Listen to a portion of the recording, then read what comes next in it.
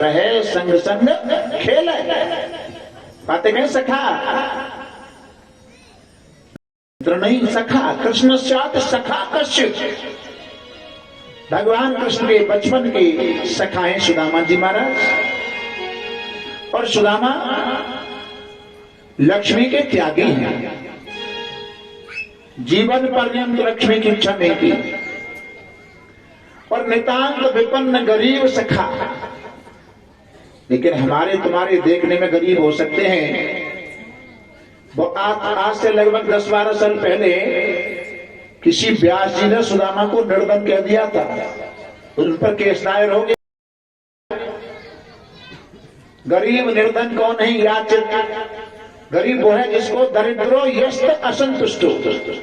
दरिद्र गरीब कौन है? जिसको हर समय और पाने की इच्छा लगी रहती है। लेकिन सुदामा को कभी और पाने की इच्छा नहीं है।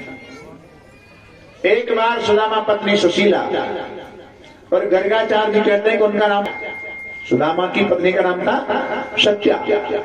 एक बार सत्या कहती है समय आने पर कि महाराज मैंने ये सुना है कि आपके बचपन के सखा हैं कृष्ण, लेकिन आज वो द्वारका के राजा, अपने लिए कुछ उनसे मांगने क्यों नहीं जाते? सुदामा कहते हैं प्रारब्ध तो देवी भुगतना पड़ेगा, किसी के लेने देने से कोई काम चलने वाला कोई काम नहीं चल सकता। क्यों भेज रही हो? लेकिन ये सत्या सुशीला ऐसी पत्नी है कि पति को द्वारका भेज रही है, धन के लिए नहीं भेज रही। अरे पत्नी तो उनका नाम है जो अपने पति को भगवान से मिलने की प्रेरणा देती हो, उसे पत्नी। पत्नी नाम उसका है जो पति की जैसी स्थिति है उस स्थिति में पति के साथ ढल जाए। गरीबी है तो, अमीरी है तो, जैसी स्थिति है कभी कर्कश वाणी से न बोले है। और सुदामा चरित्र की कथा सुनने के बाद कितने में सुधार आता है।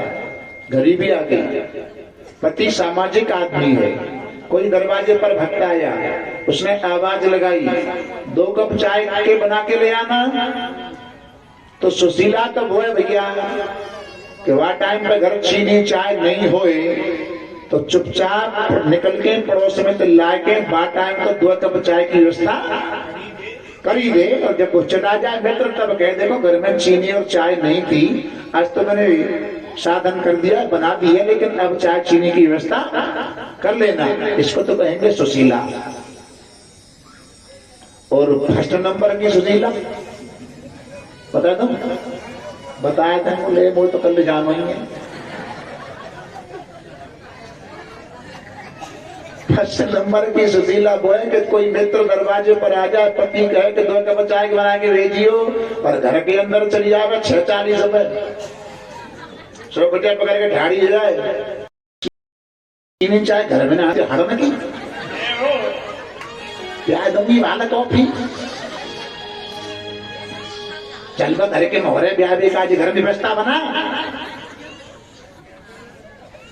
जी ना सुशीला है। सुशीला तो वो है तो पति की जैसी स्थिति उसमें अर्धांगिनी बन करके उसका साथ दे, उसको सुशीला चाहिए। लेने के लिए नहीं भेज रही है, परमात्मा से मिलने भेज रही है, भगवान से मिल के आओ। सुदामा बहाना बनाते हैं क्या? मित्र के यहाँ, गुरु के यहाँ, भगवान के यहाँ, और बहन बेटी अपने माता पिता के यहाँ। इन 4 जगहों पर जाते हैं तो खाली नहीं जाते, कुछ न कुछ लेकर के जाना चाहिए। वो मेरे सखा भी हैं, मेरे गुरु भी हैं, मेरे भगवान भी हैं। और त्वमेव माता च पिता, त्वमेव माता पिता के समान है। तो इन जगह पे खाली हाथ कैसे जाऊं? कुछ भेंट करने का ही सौदा तो ना है। या के पहले पड़ोसी से मांगत का तो दें तनाए। और आज सुशीला 2-4 घरों से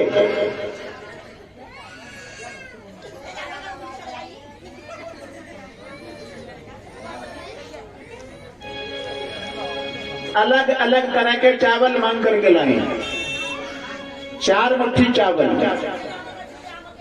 आज सुशीला अगर एक घर से 1 किलो चावल मांगती तो उनको 1 किलो मिल जाते। लेकिन चतुराई क्या है? 4 तरह के चावल, 4 वैरायटी के चावल ला करके दिए हैं। क्यों? द्वारका में जाने के बाद मेरे पति को ये नहीं बताना पड़ेगा मैं इतना गरीब हूँ। 4 मुट्ठी चावल तरह तरह के अपने आप पहचान के भगवान जान जाएंगे। इनको 4 घरों से मांग के लाए। यह सुनते तब भामिनी गई पड़ोस के पास, पाव शेर चावल लिए आई सहित हुलास। 4 मुट्ठी चावल ला करके दिए, लो महाराज इन्हें लेके जाओ। बोले बांध बिकारी कपड़ा तो ना है। एक पुरानी धोती है, आदि को कांस्तर आदि को ओढ़ते हैं। उस पुरानी धोती के कोने में उन चावलों को बांधकर सुदामा जब द्वारकापुरी को जब चलने लगे, चलते चलते 700 कोस की दूरी बताई है सुदामापुरी से द्वारकापुरी की दूरी। चलते चलते थक जाते हैं, वृक्ष के नीचे आसन लगाया। सर्वांतर्यामी प्रभु श्याम सुंदर समझ गए मेरा सखा सुदामा मुझसे मिलने के लिए आ रहा है। अगर ये अपनी इच्छा से चलता रहा जिंदगी निकल जाएगी, लेकिन मेरे पास तक पहुंचने वाला नहीं है। तो योग माया से कहा, योग माए ऐसा करो, मेरा भक्त सुदामा मुझसे मिलने के लिए आ रहा है, तो तुम सोते हो सुदामा को द्वारका के बगीचों में ला करके सुला दो। सुदामा को द्वारका के बगीचों में ला करके सुलाया। सुदामा की नींद खुली, चारों तरफ को देखा, भैया रात रात में यहाँ कैसे आएगा? अरे भैया ये कौन सी जगह है? द्वारका कहाँ है? गुजरात में। भाषा का फर्क है, यूपी में कहते हैं, हरियाणा में 6 और गुजरात में 6। भैया ये कौन सी जगह है? द्वारका वासी लोग बोले महाराज ये द्वारका 6। सुदामा बोले अब है को पट बताना है कौन सी द्वारका में आएगा? तो 6 द्वारका है। भैया ये कौन सी द्वारका है? अरे महाराज वही द्वारका 6 जिसमें भगवान कृष्ण 6। अब भगवान 6। एक आदमी ने कहा सीधे साधे आदमी, सीधी सीधी बताओ आप हो कौन महाराज? बोले मैं कृष्ण का सगा हूं। 2-4 बात करने में सुदामा के मुंह से कृष्ण कृष्ण निकल गया। वहां के लोगों ने कहा तमीज नहीं है, पढ़े लिखे नहीं हो, बोलना नहीं आता। जब से आए हो तब से लगा रखा है कृष्ण कृष्ण कृष्ण। सुदामा बोले तुम्हारे यहाँ क्या कहते हैं? बोले हमारे यहाँ कहते हैं राजा राज योगी राज कृष्ण चंद्र भगवान। जहां बोले धन्य रे पैसा तेरी लीला बदले को। हमें तो कोई कन्हैया कह तो, कोई कनुआ कह तो, कोई कचू कह तो पैसा सवरे परसा परसी परशुराम पैसा तेरे 3 नाम। अच्छा तो फिर क्या करें? जाके अवगत कराओ कि आपका सखा आपसे मिलने आया है। काहे को भगवान ने परेशान करो? एक आध धोती एक आध कट्टा चावल भावल बोले हो दम पे ले जाओ, क्यों परेशान कर रहे हो? आगे मां जी कहता है मैं कुछ मांगने नहीं आया, केवल अपने मित्र से अपने सखा से मिलने के लिए आया हूं। जाकर के अवगत कराओ आपका सुदामा नाम का मित्र आपसे मिलने के लिए आया है। जाकर के द्वार वालों ने नाम नहीं बताया, पहले हालात बताए। महाराज आपका एक मित्र है, सखा है, और वो कैसे आया है? शीश पगान जगातन पे प्रभु जाहे को आए बसो के ग्राम। धोती फटी सिलके दुपटे पाए उपायन की नहीं शाम। द्वार खड़ा भले रहो जग सो बसुधाय भिरामा। पूछत दीन दयाल पधाम बतावत आपन नाम सुदाम। जय हो। हालात बताने के बाद में नाम बताया तो मेरे प्रभु श्याम सुंदर ऐसे दौड़े, कहीं मुकुट, कहीं पादुका, कहीं पीतांबर, और दौड़ करके सुदामा भक्त को अपनी गोद में उठा लिया। लोग ये कहते हैं सुदामा के पास में ऐसी कौन सी वस्तु थी जिसके लिए भगवान दौड़ करके आए? सुदामा के पास में सबसे बड़ा धन है, वो है जीवन पर्यंत लक्ष्मी का त्याग। और जो लक्ष्मी का त्यागी बन के रहता है ना, आगे कथा आएगी। सुदामा को लेकर के हमारे भगवान के द्वारका में सोने चांदी के महलों को जैसे देखा, तो चावल की पोटली को सुदामा जी बगल में दबा रहे। इतने बड़े आदमी को चावल भेंट कैसे करूं, मुझे शर्म आ रही है। भगवान कहते भैया सुदामा, बालपन में तो हमने भी खूब चोरी की, तुम तो बुढ़ापे में चोरी कर बस सीख रहे हो। अरे क्या छुपा रहे हो?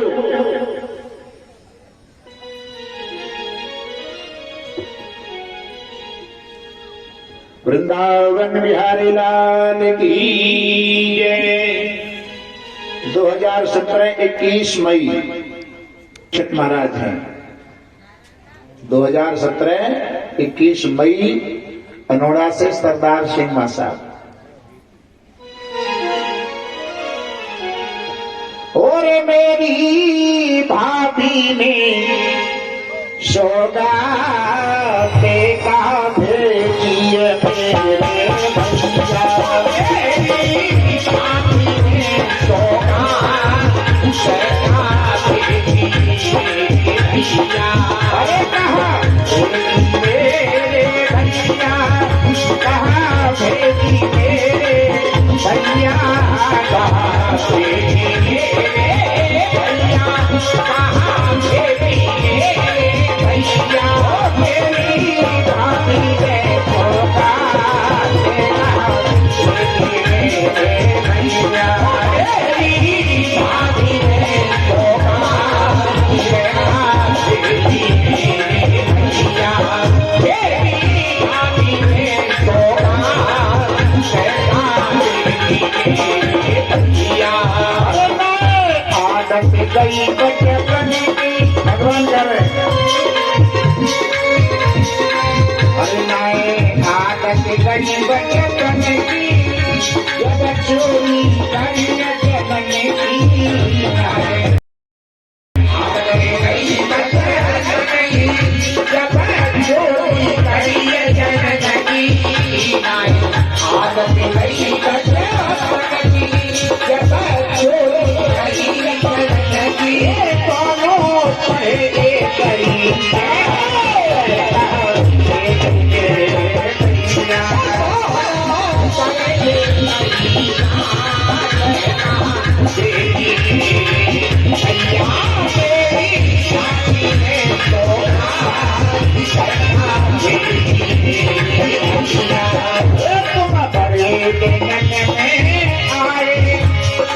तुमने दिल में लगाए, तुम्हारे दिल में आए, कहा तुमने दिल में लगाए, तुम्हारे दिल में आए, कहा तुमने दिल में लगाए।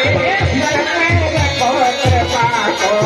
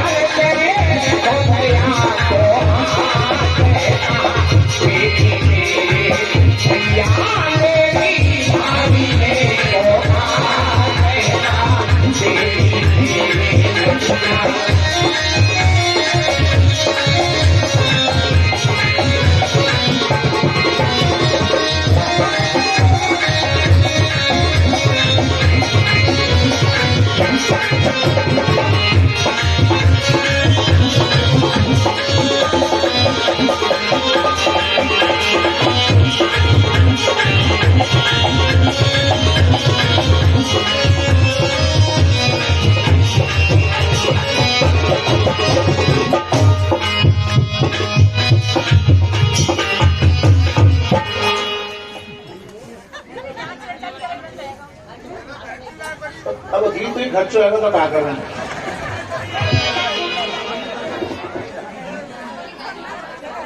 वृंदावन बिहारी लाल की जय। जय जय श्री राधे श्याम। पुरानी धोती की जो पोटली थी उसमें चावल बंधे हुए थे, एक झटका दिया, धोती फट गई, चावल फैल गए। और 2 मुट्ठी जल्दी जल्दी भगवान चावल की खा जाते हैं, तीसरी मुट्ठी खाना चाहते, तभी रुक्मिणी ने आकर भगवान का हाथ पकड़ लिया। प्रभु मैं आपसे मना तो नहीं कर रही कि तीसरी मुट्ठी मत खाओ, पर 2 मुट्ठी चावल खाए के तुमने सुदामा 2 लोग के राजा बनाए थे। और तीसरी मुट्ठी खाओ तो पहले अपने का कोई झोंपड़ी को तो साधन देख लो। तीसरी मुट्ठी चावल खा लोगे तो सुदामा 3 लोग के राजा हो जाएंगे। भगवान कृष्ण कहते हैं रुक्मिणी तुमने मेरा हाथ पकड़ के अच्छा नहीं किया। क्यों? दुनिया के लोग ये कहते हैं भगवान की भक्ति करने वाले गरीब होते हैं, लेकिन आज दुनिया के भक्त उन भक्तों को मैं ये दिखा देना चाहता था कि पागलो भगवान की भक्ति करने वाले तो 3 लोग के राजा होते हैं। जय हो। भामने मोए घिमाए भली विध को नर हो जग में नर रंका। लोग कहे हर भक्त दुखी हम शेष हो जातन यही कलंका। आज मैं इस कलंक को मिटा देना चाहता लेकिन तुमने अच्छा नहीं किया। और महाराज सुदामा जी को लेकर के आज ऊंचे आसन पर बिठाते हैं, राजी खुशी पूछते हैं सुदामा भैया तुम्हारी शादी हो गई? बोले हो गई। भाई बड़े कठोर निकले कि शादी के लिए हम बुलाए ना। सुदामा बोले भाई भूल हो गई, समय नहीं मिल पाया, मैं नहीं बुला पाया। ये भगवान की रानियां अपने अपने बैलों से अलग अलग थाली तैयार करके ला रही।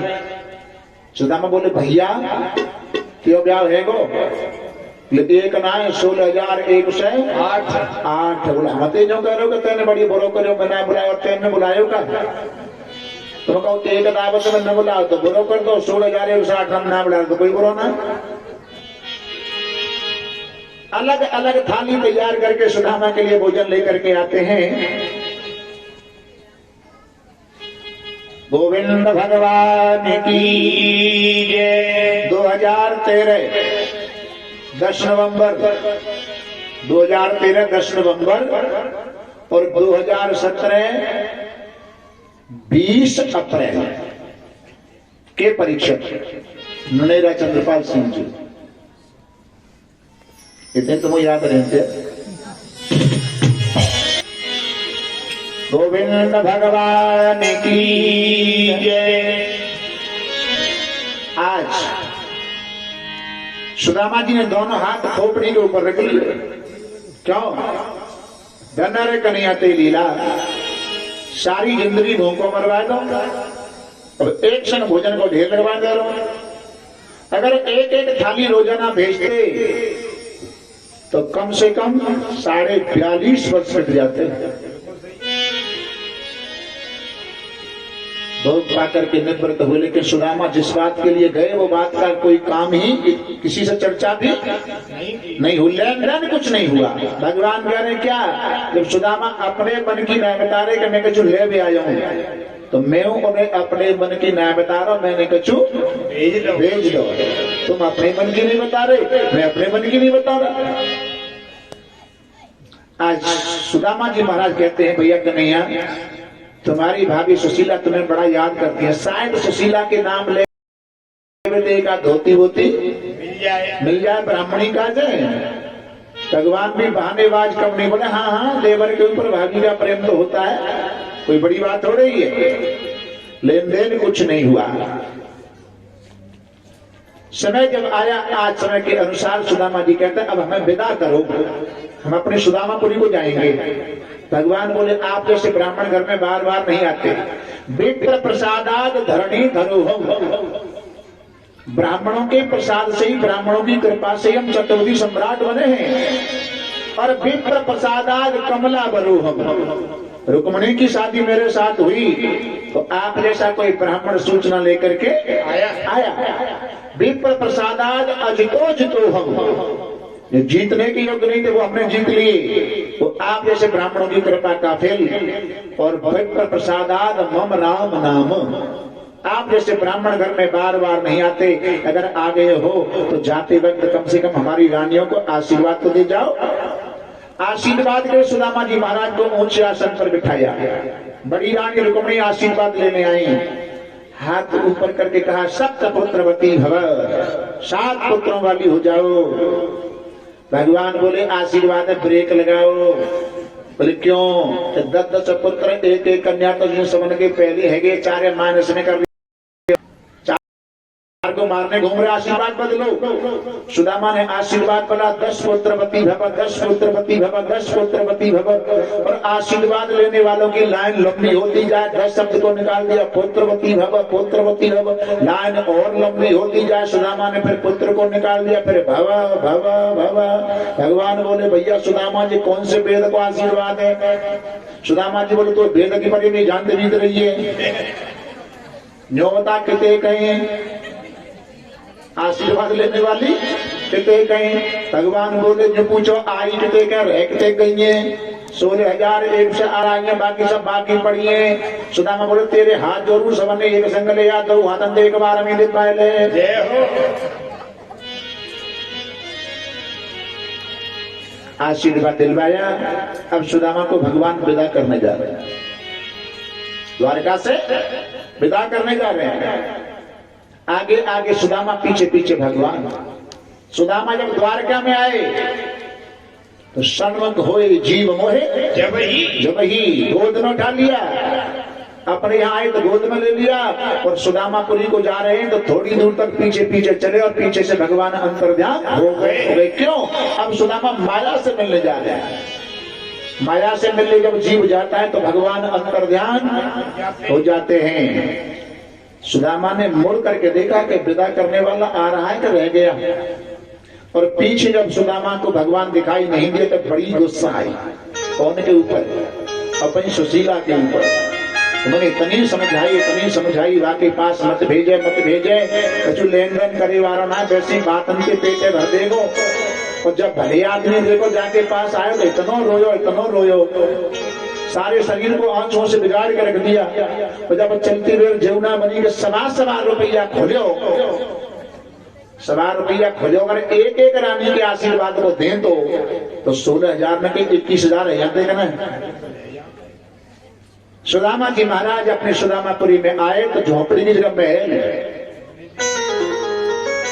महल देखे और विचार किया ये तो किसी राजा ने अच्छा किया है कि झोपड़ी जगह पर महल बनवाए हैं। लेकिन वो राजा झोपड़ी को उठा करके अलग रख देता तो कम से कम उसमें आकर के रह तो लेता। और सुदामा जी ने भाग बनाया। अरे कहाँ गई रे मेरी टूटी झोपड़िया,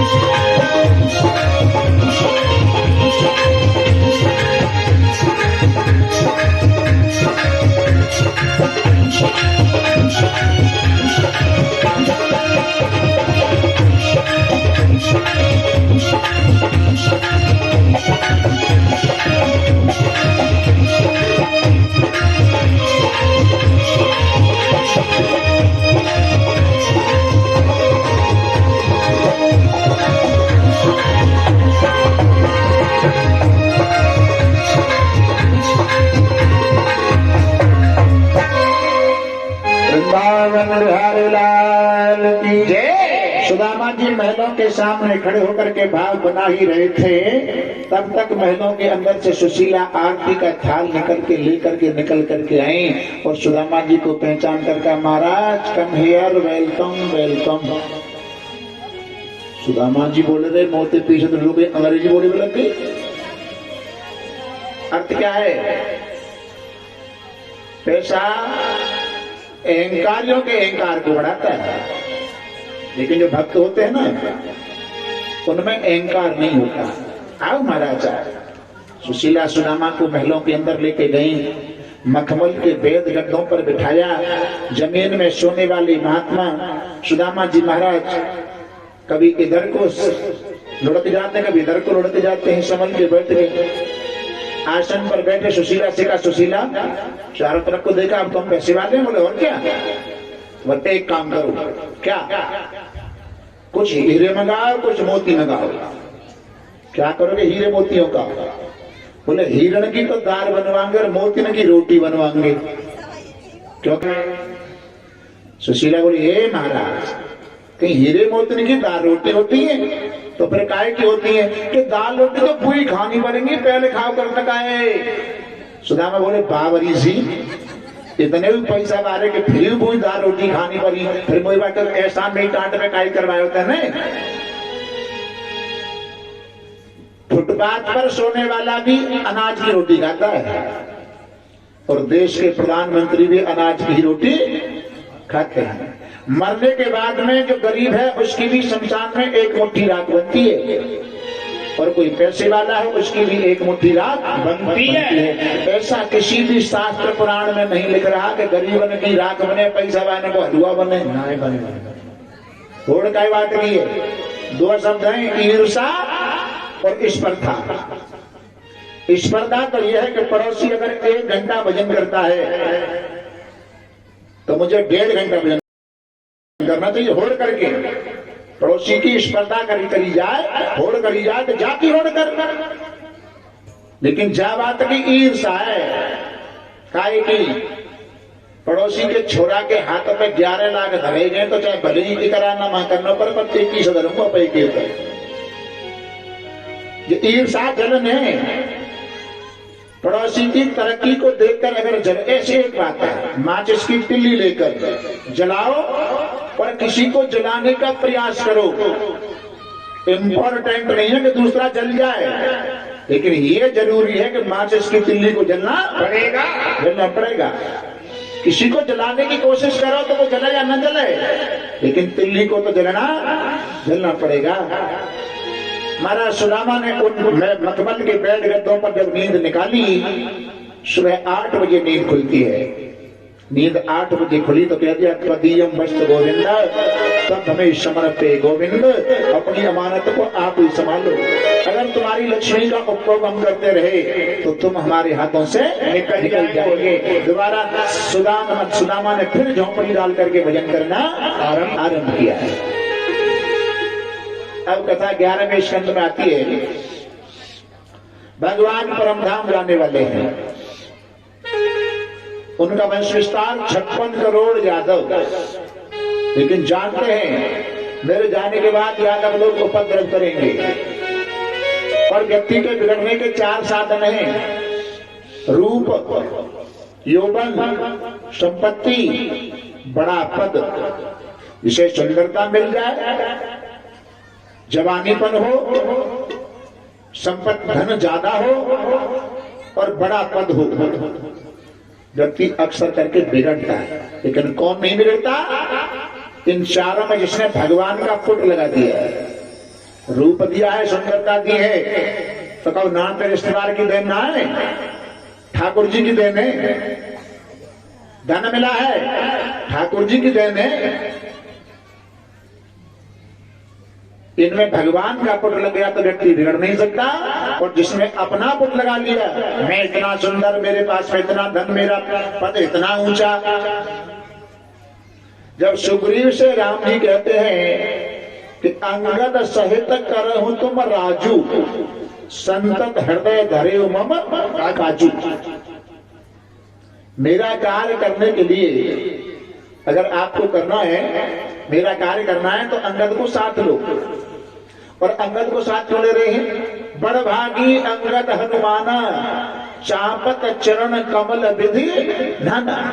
अंगद और हनुमान के अहोभाग्य, बड़े भाग्य तुम्हें चरण सेवा अंगद और हनुमान को ही मिलती है। इस कथा का आशय एक और है कि पद पाकर मद आने की पूरी संभावना रहती है।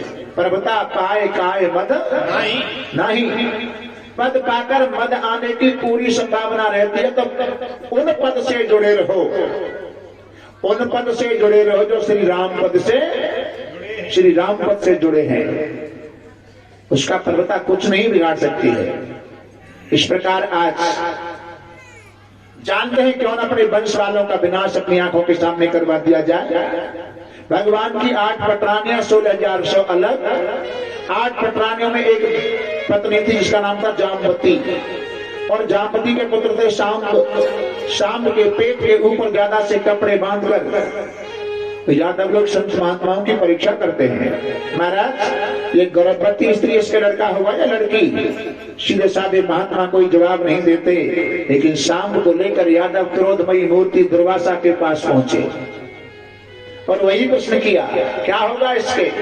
उत्तर मिला, एवं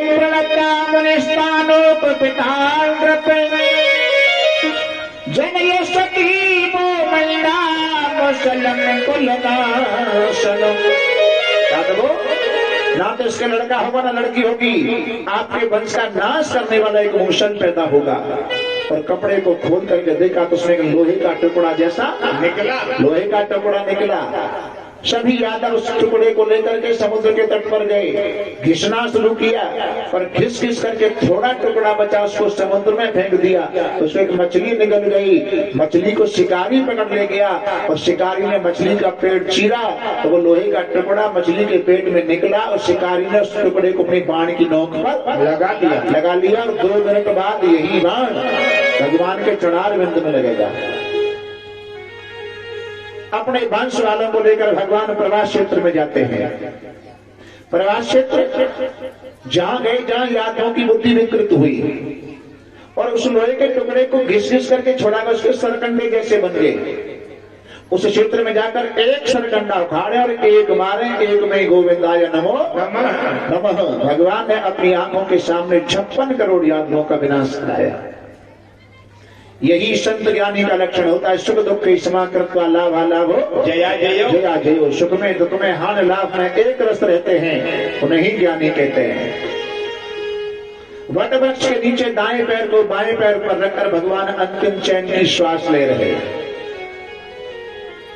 दामोदर स्तोत्र में आता है, करार बिंदे लपदार बिंदम मुखार बिंदे बिन्वेशयन्तम वटस्य पत्रस्य पुटे शयानम बालम मुकुंदम मनसा स्मरामि। श्री कृष्ण गोविंद हरे मुरारे, हे नाथ नारायण वासुदेव। भगवान के चरण में चरणार बिंद में पद्म का चिन्ह था। दूर से शिकारी ने देखा तो हिरण समझा और शिकारी ने बाण मारा तो वो बाण भगवान के चरण में आके लगा। शिकारी पास में आया, भगवान को पहचान कर चरणों में गिर गया, प्रभु मैंने आपका अपराध कर दिया है। भगवान कहते, भैया तेने अपराध ना करो, तेने तो उपकार करो। बोले क्यों? त्रेता युग में मैं तेरा शिकारी था, तू मेरा शिकार था बाली, और द्वापर युग में मैं तेरा शिकार हूं और तू मेरा शिकारी है। समझे इसका भाव? किए हुए का भोग तो भगवान को भी भरना पड़ा। भगवान भागवत में विलीन हो जाते हैं, अपने धाम को जाते हैं।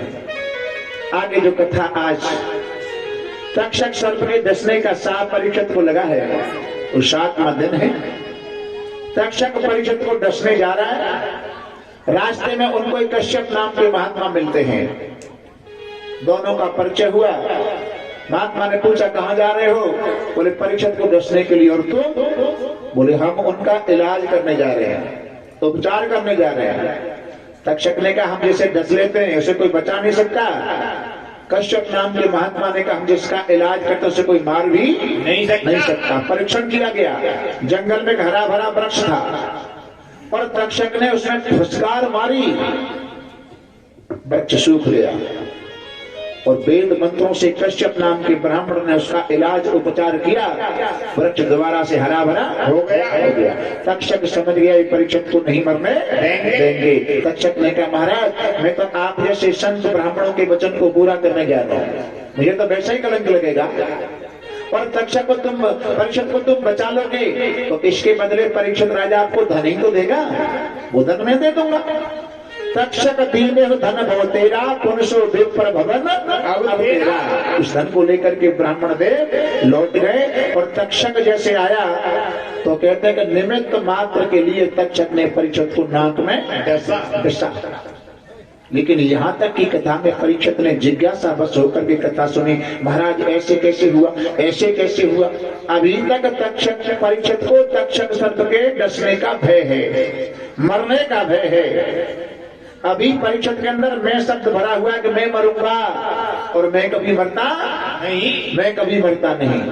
यहाँ एक दृष्टांत दिया सुखदेव जी महाराज ने, राजन आपके वंश में एक ऐसा राजा हुआ कि वो शिकार के लिए जंगल में गया और शिकार का पीछा करते करते सुदूर जंगल में शिकार पहुंची तो दिन छिपने को हुआ, शिकार हाथ नहीं लगी, वो लौट करके आ रहा था। उस जंगल में तुम्हारे वंश के राजा ने एक झोपड़ी को देखा, तो चांडाल की झोपड़ी है, हड्डियों का ढट्टर है, चमड़ी से पट रही है और उसके अंदर ब्लेडर मला से गंदगी का भरा हुआ घड़ा रखा है। ऐसी झोपड़ी में रहने के लिए तुम्हारे वंश के राजा ने उस राजा से, उस चांडाल से कहा भाई तो मुझे एक रात इस झोपड़ी में काट लेने दो, सुबह होते ही मैं इसको खाली करके चला जाऊंगा। चांडाल ने कहा एक रात ही रहते आते हैं, फिर किसी का मन इस झोपड़ी को खाली करने के लिए नहीं करता। उस समय परीक्षित को आवेश आया, ऐसा राजा निकृष्ट कौन हुआ वैसी गंदी झोपड़ी में रहना चाहता है। सुखदेव जी कहते वो और कोई ना है, तो तू ही है। संसार जंगल है, ये शरीर एक कुटिया है, झोपड़ी है, चमड़ी से पटी हुई है, ब्लेडर मला से गंदगी इसके अंदर भरी हुई है, 3.5 करोड़ रोग होते उनमें से पसीना निकलता, उसे जहर कहते हैं, एक भी वस्तु इसमें छूने के लायक नहीं है, लेकिन तेरा मन इसको छोड़ने के लिए नहीं करता। अर्थात देहाध्यास इस दृष्टांत के माध्यम से समाप्त करा दिया परीक्षित महाराज का। तू देह नहीं है, तू तो देह में रहने वाला देही है, तू शरीर नहीं है, तू शरीर ही है। बस परीक्षित ने कह दिया महाराज अब मैं समझ गया, अब तक जो मुझे तक्षक सर्प के डसने का भय था, अब चाहे पूरा नाग वंश आ जाए लेकिन मेरा कोई कुछ नहीं बिगाड़ सकता। क्यों नहीं बिगाड़ सकता? नैनम छिदंत शस्त्राणी नैनम दहते पावक न चेनम क्ले जनता को न शोषयति मैंने ऐसा धन हो मेरा जो आत्मा है, उसे हथियार काट नहीं सकता, आग जला नहीं सकती, वायु सुखा नहीं सकती, आत्मा रूपी अजर अमर धन। तक्षक को निमित्त मात्र के लिए तक्षक ने परीक्षित को नाक में डसा है और परीक्षित के पुत्र हैं जन्मेजय। जब उन्होंने ये सुना कि मेरे पिता को तक्षक ने डस लिया है, जन्मेजय जब यह सुन पावा मोरे पिता कल तक्षक खावा। उसी समय जन्मेजय ने सर पे के आरंभ करवाया, निरपराध सर्पों की आहुति कुंड में लगने लगी। आचार्य ने कहा महाराज जिसके लिए तुमने यज्ञ आरंभ कराया है वो तक्षक सर्प अमृत पी करके स्वर्ग में इंद्रासन से जाकर के लिपट गया, उसकी मृत्यु होने वाली नहीं है। जन्मेजय ने कहा ब्राह्मणों आचार्यों ऐसे वेद मंत्रों का आह्वान करो कि इंद्रासन के सहित तक्षक हवन कुंड के पास आ जाए। मंत्र सजीव होते हैं और नहीं तो प्रैक्टिकली में जान लो कि सर्प का जो जहर उतारते हैं ना बाकी लोग, मंत्र के द्वारा ही उतारते हैं। ऐसे वेद मंत्रों का आह्वान किया है और वेद मंत्रों के आह्वान के द्वारा तक्षक इंद्रासन के सहित यज्ञ कुंड के पास आ गया। हाथ जोड़ करके सामने खड़े हो गए ब्राह्मण आचार्य लोग सब। बोले महाराज अगर वेद मंत्रों के आह्वान से तक्षक की मृत्यु हो जाती है तो अमृत की महिमा चली जाएगी, और अगर मृत्यु नहीं होती है तो वेद मंत्रों की महिमा चली जाएगी। इसलिए इस यज्ञ को यहीं पर विराम दिलाओ। आस्तिक मुनि के द्वारा उस यज्ञ को वहीं पर विराम दिलाया। आज की कथा का विराम, कथा को विराम दिया जाता है प्यारे, कथा कभी समाप्त नहीं होती है। अशित गिरसमम स्यात् कजलम सिंधु पात्रे, अशित गिरसमम स्यात्, पृथ्वी का तो कागज बनाया जाए, समुद्र की दबात बनाई जाए, पहाड़ों को कूट कर उसका अंजन स्याही बनाई जाए, कलम वृक्ष की बड़ी शाखा लेकर सुरतर पर शाखा लेखनी, कलम बनाकर बड़े कल वृक्ष की शाखा की बड़ी शाखा की कलम बनाकर के सरस्वती हमेशा के लिए लिखती रहे। तदप तद गुणानाम ईश पारम नहीं आती, फिर भी कोई परमात्मा के गुणानुवादों का पार पाने वाला नहीं है। कि ये साधारण क्षुद्र बुद्धि 7 दिन में कथा को पूरी नहीं कर सकती। कथा को आज विराम देते हैं और मैं चलते चलते अपनी माता बहनों से, अपने बुजुर्गों से, अपने भाइयों से एक क्षमा याचना मांग रहा हूं। Friend is fraud,